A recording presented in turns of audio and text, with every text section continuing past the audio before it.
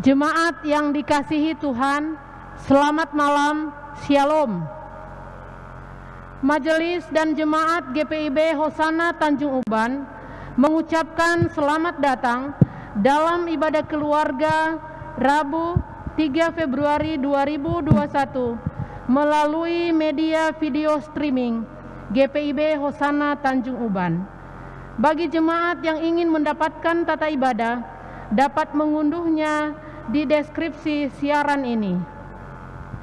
Pemberitaan firman Tuhan pada saat ini disampaikan oleh Diakon Bobby Nikodemus Sitompul. Selamat beribadah.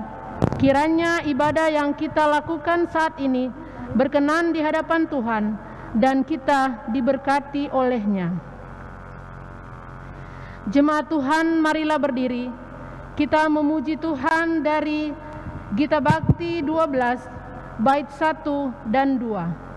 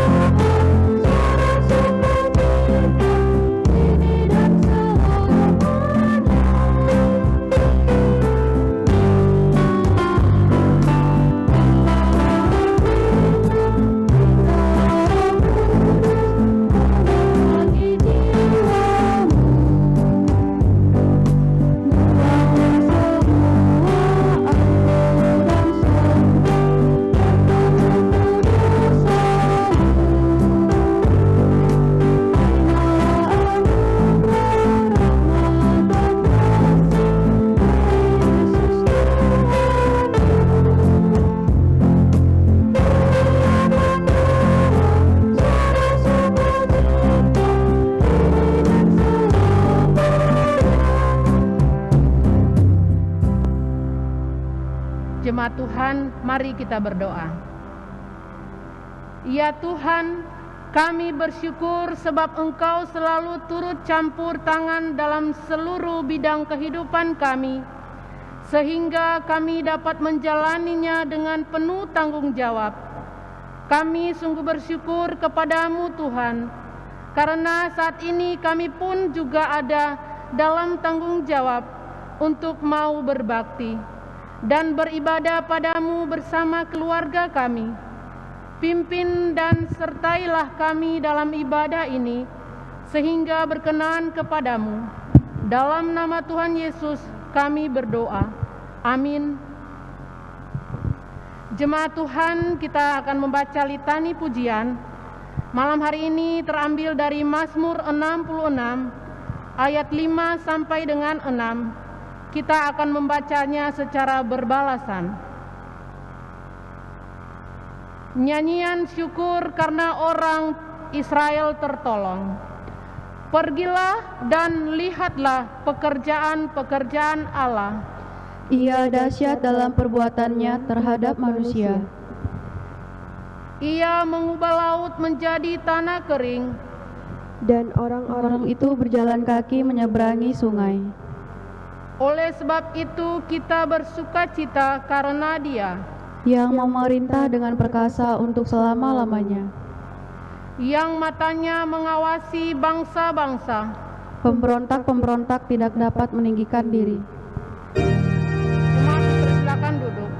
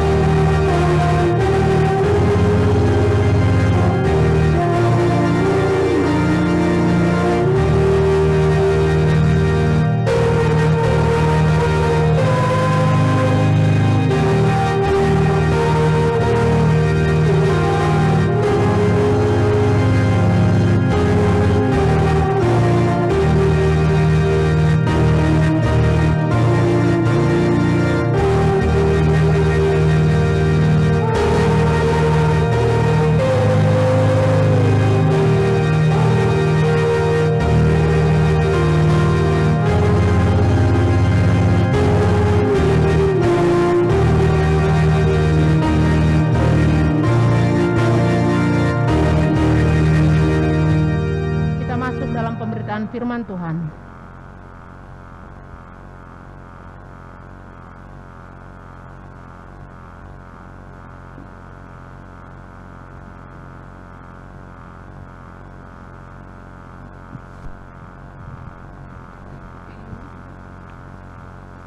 Jemaat, keluarga yang diberkati oleh Tuhan kita Yesus Kristus, sebelum kita masuk dalam pemberitaan firman Tuhan, mari kita satu di dalam doa untuk mohon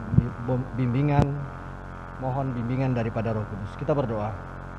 Bapa, ketika kami akan beribadah kepada Engkau, di dalamnya kami sudah mengangkat pujian, dan kami diberi kesempatan juga untuk membaca dan merenungkan firman kebenaran-Mu, Tuhan.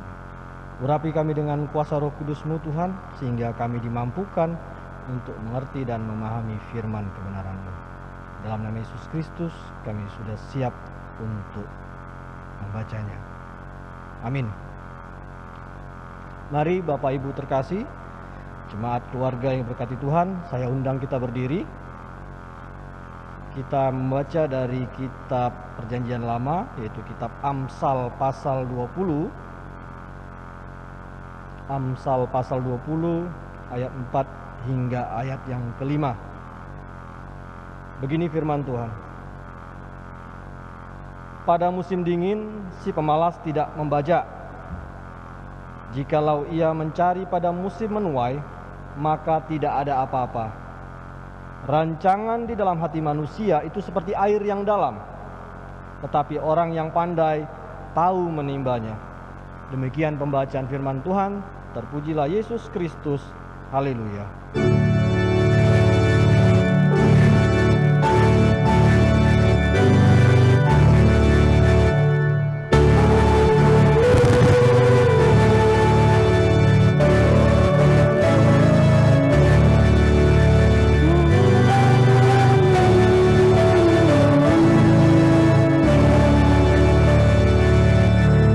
Bapak Ibu, kami persilakan duduk. Salam, selamat malam bagi kita semua, keluarga yang diberkati Tuhan, khususnya ketika kita boleh diberi kesempatan untuk dapat mengikuti ibadah keluarga pada malam hari ini. Kiranya damai sukacita Allah boleh senantiasa ada pada kehidupan keluarga atau rumah tangga kita. Nah, berbicara mengenai firman Tuhan pada malam hari ini, yaitu dari Amsal pasal 20 ayat 4 hingga 5. Nyatakan begini, bahwa musim dingin adalah musim yang tidak cocok bagi petani untuk menanam, karena sinar matahari ya kan ke bumi bagian daerah yang mengalami musim dingin tidak dapat sampai ke permukaan bumi, sehingga tanaman tidak dapat mendapatkan proses fotosintesis. Kalau kita ingat dulu pelajaran biologi, akhirnya apa? Tanaman itu tidak dapat bertumbuh dengan baik, ya kan? Dan tidak akan subur. Bahkan dikatakan ketika hal itu boleh terjadi, ketika tanaman tidak dapat proses fotosintesis, sehingga tanaman itu dikatakan bisa menjadi kerdil, pertumbuhannya terganggu. Ya.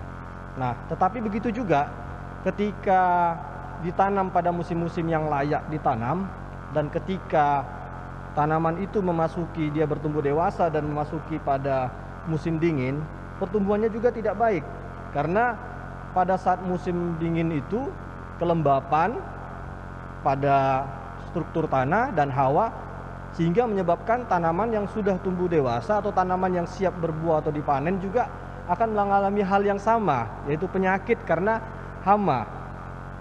Jadi dikatakan bahwa pada musim dingin itu, bahwa peluang untuk berhasilnya sebuah pertanian atau tanaman itu dikatakan sangat minim, ya kan?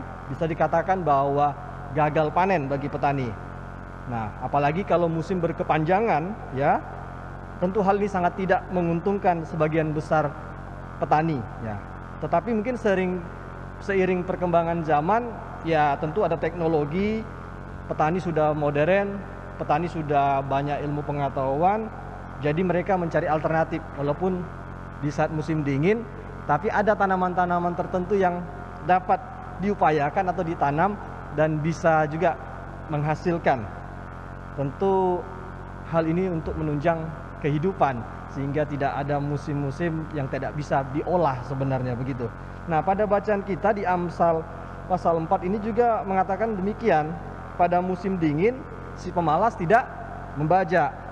Jikalau ia mencari pada musim menuai, maka tidak ada apa-apa.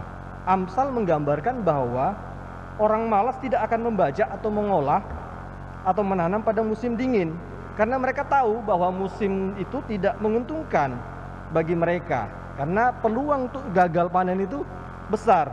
Tetapi sebenarnya ada alternatif lain yang harus diupayakan dan diusahakan oleh para petani pada musim tersebut, dengan mencoba atau mengupayakan tanaman yang cocok pada saat musim itu. Dan akhirnya mereka juga tidak berusaha karena mereka tahu bahwa peluangnya sangat kecil, bisa gagal panen. Akhirnya orang malas ini tidak mau menanam, ya kan? Mereka tidak mau mengupayakan sesuatu. Nah, berbeda sebaliknya yang kita pelajari seharusnya, yang Amsal juga sampaikan bahwa bagi mereka yang berupaya, bagi mereka yang mencari alternatif, ya, di saat musim dingin tetap mengupayakan atau mengolah lahan tersebut, mereka tetap akan mendapatkan hasil yang baik juga, ya kan?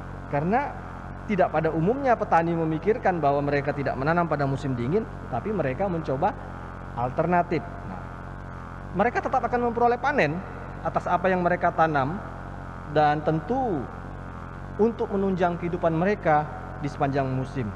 Dalam hal ini tentu menjadi pelajaran bagi kita bahwa pilihan kehidupan itu untuk menjadi malas dan rajin itu adalah hak mutlak, hak prerogatif bagi setiap orang. Tinggal bagaimana untuk memperoleh kesuksesan tersebut, ya kan? Dapat kita raih melalui tadi perbedaan. Dalam sebaliknya dikatakan bahwa pembajak itu bisa jadikan malas atau rajin. Apakah kita menjalankan pola kehidupan bermalas-malasan, atau sebaliknya kita terbiasa hidup rajin untuk mengupayakan? Tuhan mengajarkan kita untuk berhikmat dalam kehidupan ini. Tuhan berikan akal pikiran dan pengertian untuk dapat melihat kondisi, peluang, dan mengatasi situasi yang tidak bersahabat sekalipun. Contoh mungkin di saat pandemi ini, ketika pandemi yang merata bahkan di seluruh dunia, orang mengalami suatu hal goncangan ekonomi khususnya, ya kan? Keadaan yang sulit, di mana-mana sulit. Nah, karena hal yang biasa yang dilakukan rutinitas tidak bisa lagi, bahkan bisnis-bisnis pada tumbang. Nah, tetapi sebaliknya, ketika bersama Tuhan, Tuhan juga memberikan akal pikiran bagaimana kita berinovasi. Nah, ketika kita mencoba berinovasi, tentu akan ada hasil juga yang kelak kita terima dibandingkan kita tidak melakukan apa-apa. Nah, tergantung bagaimana kita mau tidak mengupayakan hal tersebut. Nah, tentu ketika kita berinovasi, kita mengupayakan atau mengusahakan, walaupun keadaan tidak memungkinkan, tetapi ketika kita berjalan bersama Tuhan, ketika kita mengandalkan Tuhan, kelak kita akan menerima hasil yang baik karena kita berjalan bersama Tuhan. Nah, tergantung kita mau berusaha atau tidak. Nah, janji Tuhan adalah memberkati setiap umat kesayangannya meskipun di situasi ataupun gejolak dunia. Makanya kita bangga menjadi orang Kristen, ya. Ada Mazmur yang menyatakan begini kan, ada lagunya itu, Tuhan adalah gembalaku, takkan kekurangan aku. Nah, artinya kita sebagai anak-anak Tuhan, ketika kita memiliki gembala Tuhan seperti itu yang maha kaya dan maha sejahtera, dikatakan bahwa tak akan kekurangan kita. Apa katanya? Dia membaringkan kita di padang berumput yang hijau. Artinya ada kesegaran, di mana kehidupan yang baru. Dia membimbing, nah, ke air yang tenang. Situasi boleh mencekam, dunia yang boleh porak-poranda, tetapi Dia membimbing kita. Nah, itu adalah jaminan daripada Tuhan. Makanya saya bilang luar biasa kita orang Kristen. Nah, apalagi katanya ke jalan yang benar, ya kan? Artinya kita dituntun kepada jalan yang benar dan tidak binasa. Ketika musim menuai datang, seorang pemalas tidak akan memanen apa-apa dari ladangnya. Karena pada musim sebelumnya, ketika orang lain bekerja, ia tidak melakukan apa-apa. Membiarkan waktu itu berlalu begitu saja. Musim menabur haruslah kita gunakan untuk menabur, supaya pada musim menuai kita mendapatkan hasil yang diharapkan. Nah, dikatakan di pengkhotbah, dikatakan gini, taburkanlah benihmu pagi-pagi hari dan janganlah memberi istirahat kepada tanganmu pada waktu petang hari. Karena engkau tidak mengetahui apakah ini atau itu yang akan berhasil, atau keduanya sama baik. Tuhan memberitakan tersebut. Nah, mengapa kita harus menggunakan waktu dengan baik? Karena setiap waktu adalah kesempatan, adalah berkat Tuhan bagi kita. Jangan disia-siakan. Artinya setiap waktu kita harus manfaatkan, karena tiap hari itu ada berkat yang Tuhan sediakan bagi kita. Nah, baik pagi, siang ataupun malam. Dan berkat yang disediakan Tuhan bagi kita adalah berkat yang selalu baru, bukan kadaluarsa, sesuai dengan apa yang kita butuhkan. Makanya dikatakan bahwa tak berkesudahan kasih setia Tuhan, tak habis-habis rahmatnya, selalu baru setiap pagi, besar kesetiaanmu. Ya, ada berkat baru setiap pagi. Bangsa Israel pun mengalaminya ketika pagi-pagi sebelum matahari terbit, Tuhan menyediakan mana bagi mereka. Apakah mereka bekerja waktu itu? Tidak, mereka dalam perjalanan. Pada waktu malam pun Tuhan berjanji memberikan berkat-Nya. Nah, tetapi Tuhan nyatakan juga, Tuhan memerintahkan kita, sia-sialah kalau kamu bangun pagi-pagi dan duduk sampai malam, sampai jauh malam, dan hanya makan roti yang diperoleh dengan susah payah, sebab Ia memberikannya kepada yang dicintanya pada waktu tidur. Artinya kita hanya duduk dari pagi sampai malam, tidak berusaha. Nah, jika saat ini mungkin kita dalam keadaan terpuruk atau keadaan pandemi, mari kita bangkit, ya. Jangan menyerah. Gunakanlah setiap kesempatan yang ada, yang Dia berikan kepada kita sebaik-baiknya.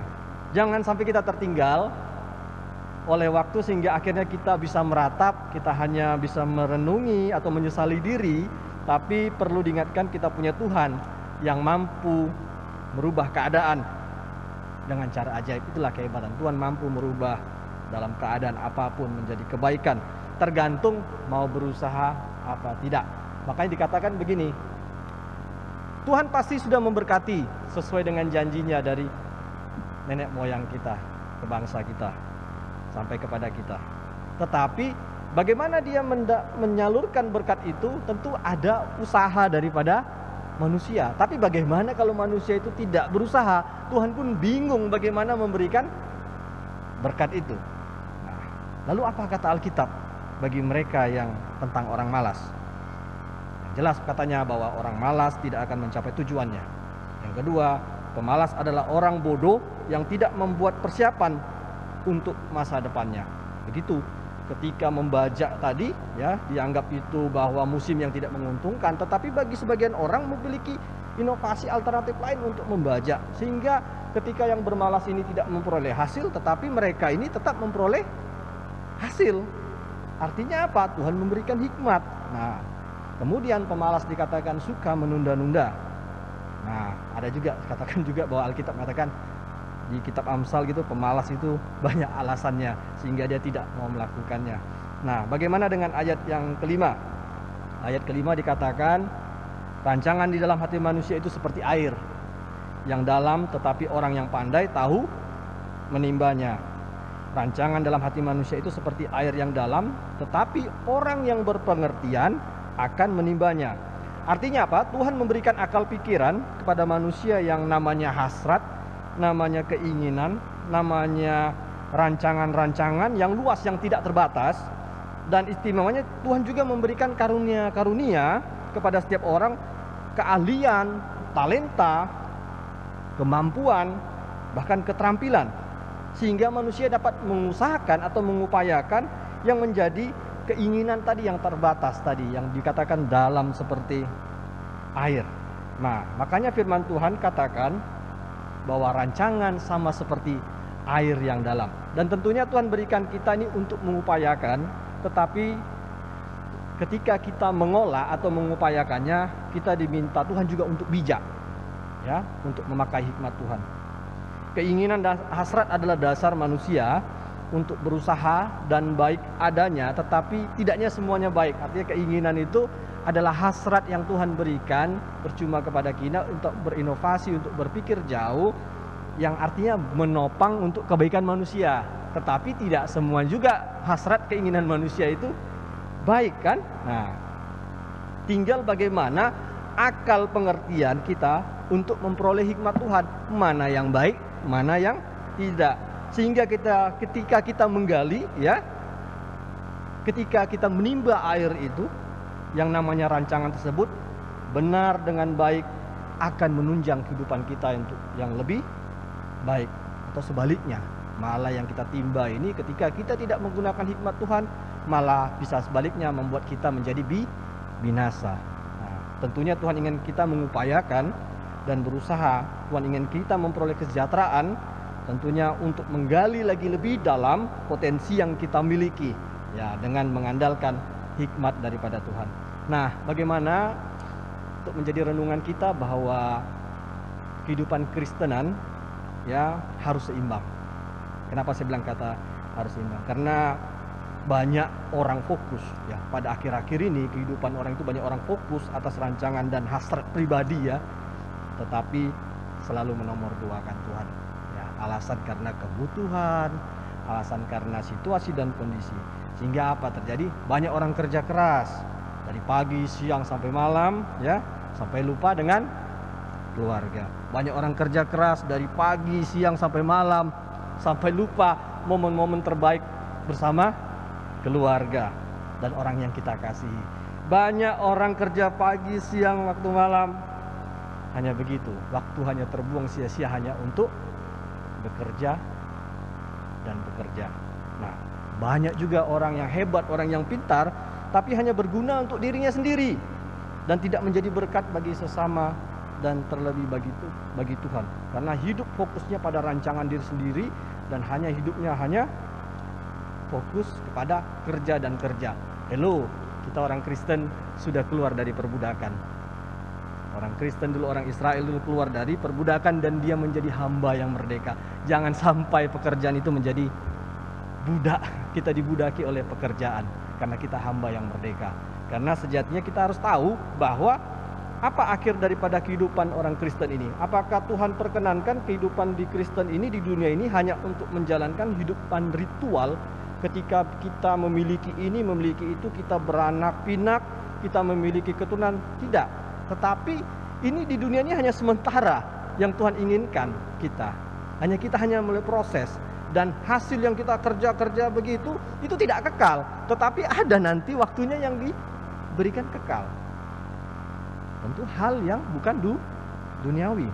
Nah, sementara firman Tuhan katakan gini, apakah kamu tidak tahu apa yang terjadi esok dan apa arti hidupmu? Hidupmu itu sama seperti uap dan sebentar saja kelihatan, lalu lenyap. Hebat-hebatnya orang, tapi begitu pergantian waktu, semakin usia tua, akhirnya lenyap juga, tidak diingat orang lagi. Artinya hidup manusia itu hanya sementaranya. Artinya bahwa kita memiliki kesempatan yang Tuhan inginkan. Apa katanya kalau kita lagu itu ada, hidup ini adalah kesempatan. Betul ya? Nah, ketika kita diperkenankan Tuhan untuk melayani, untuk memberitakan firman-Nya, untuk melakukan pekerjaannya, apakah benar-benar sudah kita lakukan? Ya, bagi kita yang melayani nih. Atau mungkin ya hanyalah Tuhan tahulah, saya sibuk lah, tunggu waktu saya agak free, kan? Nah, tunggu beres dulu pekerjaan saya, atau mungkin urusan saya mungkin saya ini orang penting, Tuhan mengertilah. Saya ini memiliki waktu yang benar-benar mepet, ya kan? Tuntutan kerja saya banyak. Nah, kerja penting dan baik, tetapi jangan sampai diperbudak oleh pekerjaan. Kenapa? Diperbudak pekerjaan otomatis menjauhkan diri kita daripada Tuhan. Harusnya kita seimbang di antara kehidupan kita bekerja, tetapi di tengah itu juga kita melayaninya. kita mewartakan firman Tuhan. Bagi Tuhan, apa yang sudah kita berikan kebanyakan begitu, waktu yang sisa, waktu yang luang. Sorry, Tuhan kita Tuhan yang hebat. Dia nggak butuh waktu yang sisa dari kita, kecil baginya. Dia bisa angkat saja waktu kita ya kan? Ketika dia pengen dia ambil, tapi kita menilainya membagikan waktu kecil bagi Tuhan. Makanya banyak sekali, mohon maaf. Nah, ini realita kehidupan ketika mungkin kita sudah kesulitan, ketika kita gagal, ketika kita sakit, baru kita cari Tuhan. Sementara waktu produktif kita berikan hanya untuk sibuk dengan urusan kepentingan kita. It's too late. Apa kata Tuhan? Sudah terlambat. Aku tidak mengenal engkau. Dan itu yang kita harus hindari. Tuhan butuh waktu produktivitas kita untuk melayaninya. Selamat mewartakan Kristus di tengah-tengah dunia. Kiranya firman ini memberikan semangat untuk mewartakan Kristus bagi semua orang. Tuhan Yesus memberkati. Amin.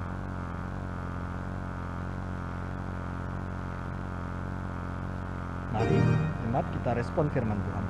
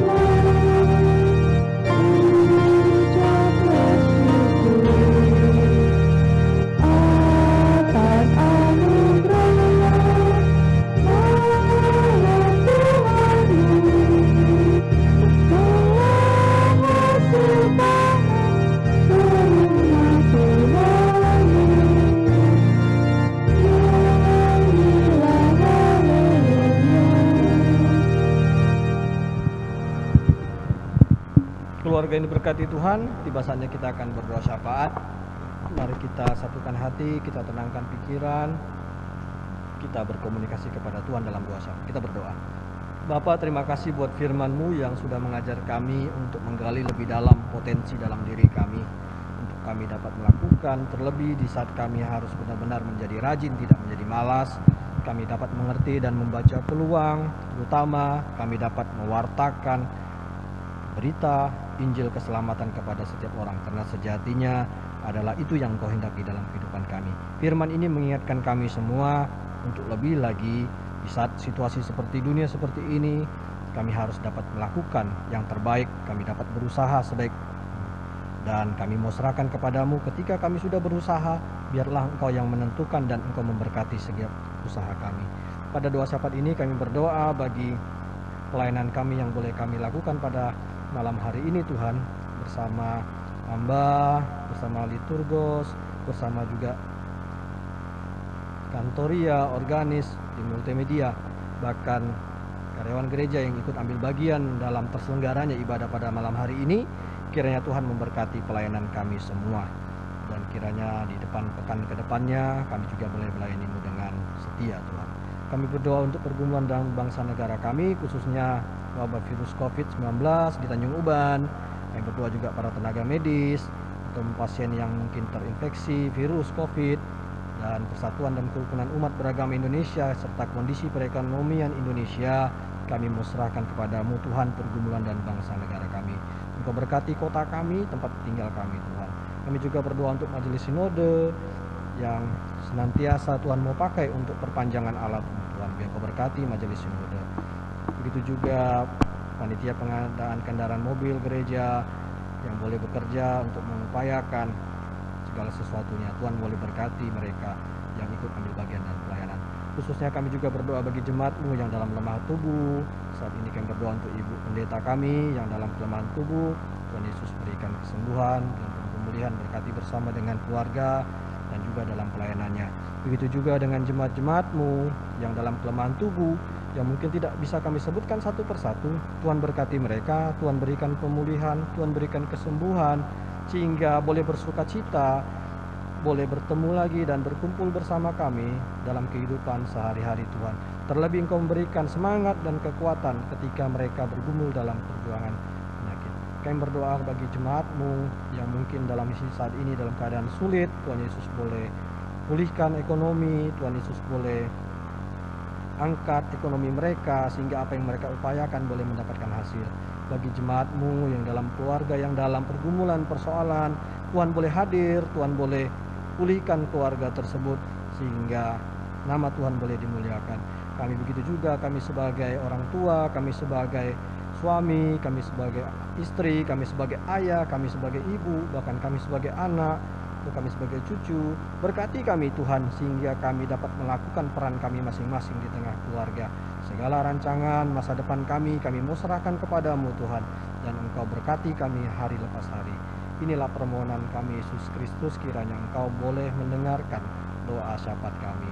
Ya Tuhan, dalam pengasihan-Mu kami mohon, Dengarkanlah doa kami. peliharalah kehidupan kami seperti Yesus yang telah mengajarkan kami berdoa bersama. Bapa kami yang di surga, Dikuduskan namamu, datanglah kerajaanmu, jadilah kehendakmu di bumi seperti di surga. berikanlah kami pada hari ini makanan kami semuanya, dan ampunilah kesalahan kami seperti kami juga mengampuni orang yang bersalah kepada kami.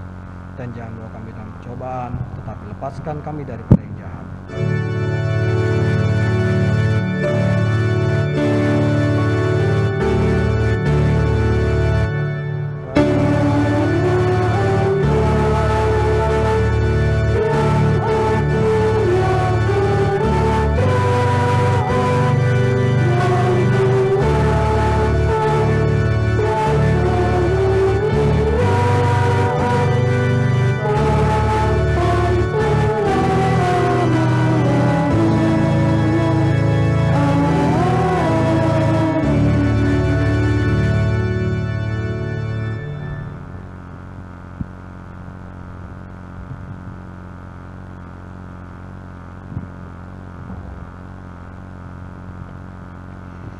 Jemaat Tuhan, marilah kita memberikan yang terbaik kepada Tuhan, dan dengarlah nats Alkitab dari Imamat 9 ayat 22 yang menyatakan, Harun mengangkat kedua tangannya atas bangsa itu, lalu memberkati mereka. Kemudian turunlah ia, setelah mempersembahkan korban penghapus dosa, korban bakaran dan korban keselamatan. Tuhan memberkati saudara dan persembahan saudara. Kita memuji Tuhan dari Gita Bakti 246 bait 1.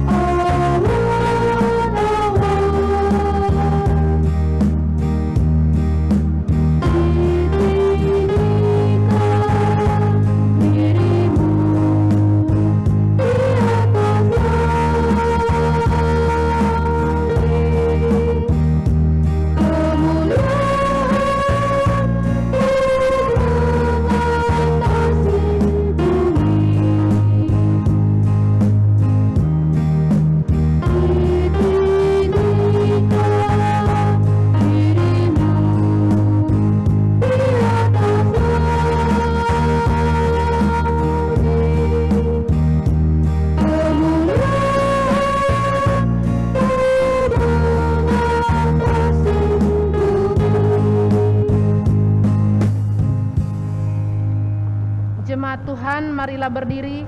Kita akan mendoakan persembahan yang sudah kita berikan.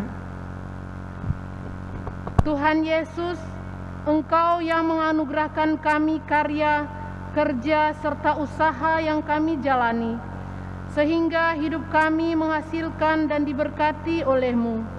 Engkau juga yang telah membimbing kami dalam pelaksanaan karya, kerja, dan usaha yang kami geluti, sehingga kami dapat menjalaninya dengan penuh tanggung jawab, iman hingga detik ini. Ya Tuhan, saat ini sebagai ungkapan syukur kami memberikan persembahan yang sebagian ada pada kami sebagai hasil kerja dan tugas yang kami jalani. Tuhan berkati persembahan yang kami berikan ini agar berkenan kepada Tuhan dan berguna bagi pelayanan kasih di tengah-tengah persekutuan kami GPIB Hosana Tanjung Uban. Amin. Jemaat disilakan duduk kembali.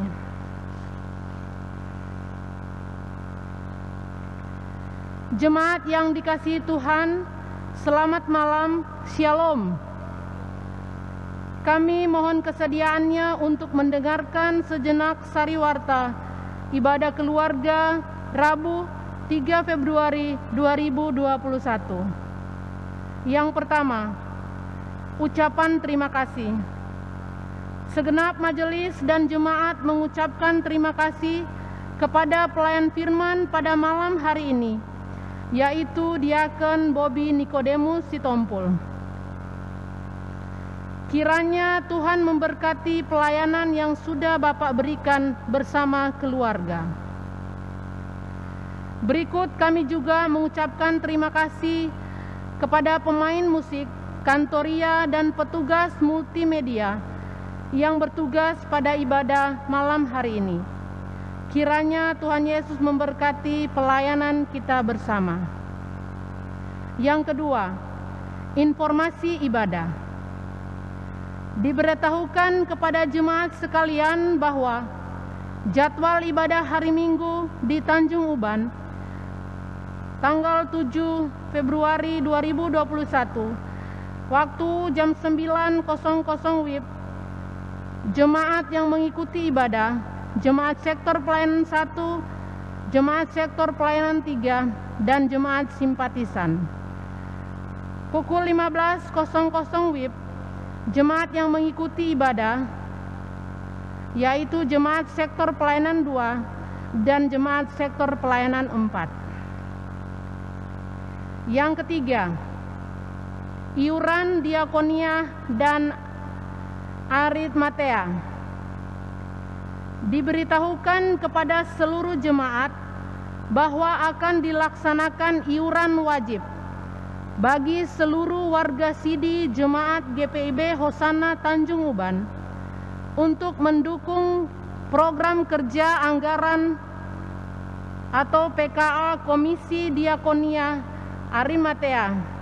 Adapun besaran iuran wajib tersebut adalah 20.000 per KK per bulan, di mana pembayarannya akan dimulai di bulan Januari 2021. Pembayaran boleh dilakukan sebelum dan sesudah ibadah hari Minggu dan hari-hari lainnya kepada Komisi Diakonia Arimatea ataupun kepada majelis korsek masing-masing. Adapun hak dan kewajiban kita sebagai warga sidi jemaat GPIB Hosana selengkapnya dapat dibaca di warta jemaat. Demikian disampaikan atas perhatian dan kerjasamanya. Disampaikan terima kasih. Tuhan Yesus memberkati. Yang keempat, pemutahiran data jemaat. Diinformasikan kepada jemaat sekalian bahwa berdasarkan hasil sidang majelis triwulan 3 pada tanggal 24 Januari 2021 yang lalu, maka akan dilaksanakan pembaharuan atau pemutahiran data jemaat berdasarkan domisili masing-masing dari sektor pelayanan 1 sampai dengan 4, sehingga ini berdampak juga pada pembagian sabda bina umat yang saat ini akan disesuaikan dengan tempat tinggal masing-masing. Demikian disampaikan. Terima kasih. Tuhan Yesus memberkati. Yang kelima, himbauan dari Majelis Sinode GPIB. Diberitahukan kepada seluruh jemaat, kiranya kita sekalian dapat menyaksikan dan mendengarkan radio GPIB, siaran radio rohani GPIB yang hadir 24 jam, renungan morning call dan night call GPIB setiap pagi pukul 5.00 WIB dan malam pukul 20.00 WIB melalui kanal YouTube GPIB Indonesia. Guna memudahkan jemaat menyimak acaranya setiap hari, mohon jemaat melakukan subscribe dan aktifkan tanda lonceng agar bisa mendapatkan update acaranya. Demikian disampaikan. Tuhan memberkati. Demikian sariwarta pada hari ini. Atas perhatiannya kami ucapkan terima kasih. Tuhan Yesus memberkati.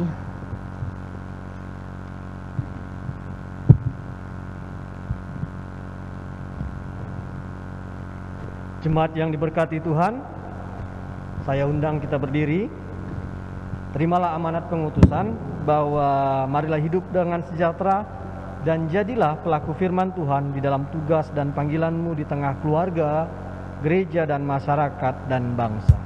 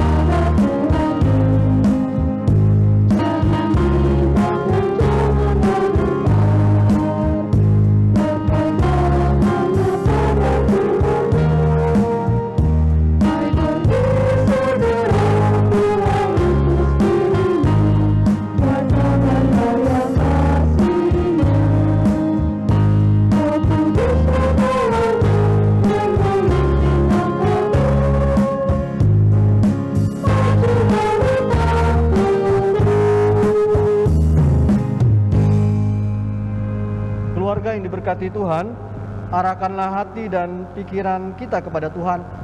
Terimalah berkat-Nya. Kasih karunia Tuhan Yesus Kristus, kasih Allah dan persekutuan Roh Kudus memberkati dan menyertai kita sekalian.